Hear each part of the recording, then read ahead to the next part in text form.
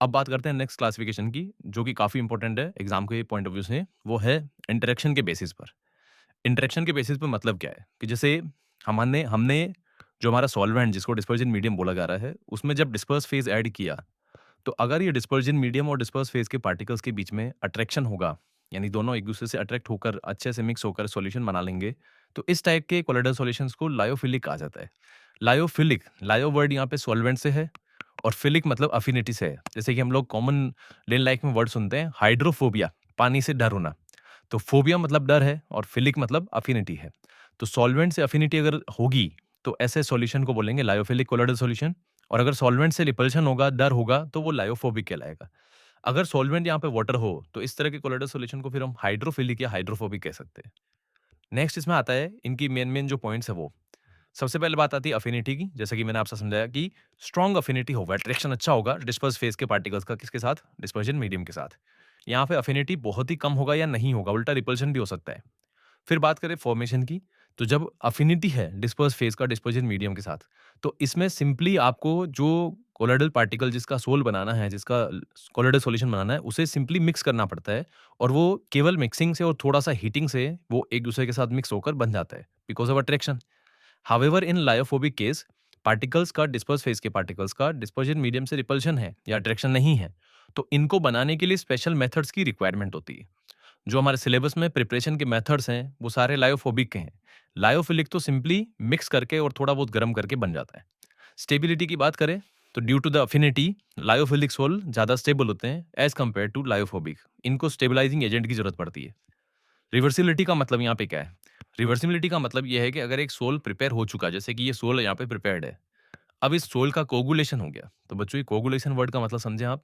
Coagulation का मतलब होता है प्रेसिपिटेशन हो जाना, यानी कोलोइडल पार्टिकल जो अच्छे से डिस्पर्स्ड हैं, वो अगर प्रेसिपिटेट हो जाते हैं, तो उसके बाद वापस उन कोलोइडल पार्टिकल्स को डिस्पर्जन मीडियम में डालकर हम मिक्सिंग करके बना सकते हैं। यानी ये इजीली वापस बनाया जा सकता है।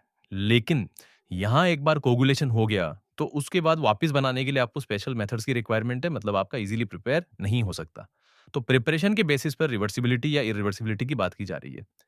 एग्जाम्पल में बात करें तो जो नेचुरली अकरिंग कोलॉइड्स हैं, जैसे कि स्टार्च हो गया, जिलेटिन हो गया, प्रोटीन्स हो गए, गम हो गया, एग एल्बुमिन हो गया, जिसका प्रिपरेशन मेथड प्रैक्टिकल केमिस्ट्री का पार्ट है, वो हो गया।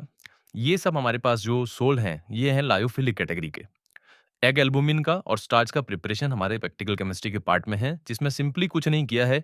हमने क्या किया, एग एल्बुमिन को लिया, पहले एक एग को बेक कर लिया, उसमें से एल्बुमिन जो है वो पिपेट की सहायता से सेपरेट आउट करके बॉइल्ड वाटर में स्टिर करके मिला लिया और इस तरह से एक पेस्ट फॉर्म में आपको एल्बुमिन का सोल्ट मिल गया। सिमिलरली स्टार्च के साथ भी यही किया गया है, वो आप इजीली पढ़ सकते हैं। हम यहाँ पे फंडामेंटल कंसेप्ट पे बात कर रहे हैं कि भाई कंसेप्ट क्या है यहाँ पे। उसी तरीके से बात करते हैं इधर, लायोफोबिक में जो एग्जांपल्स हैं वो मेटल के सोल हो गए, गोल्ड का या सिल्वर का, सल्फर का सोल हो गया, यहाँ पे सल्फर का सोल मिसिंग है, मैं लिख देता हूँ।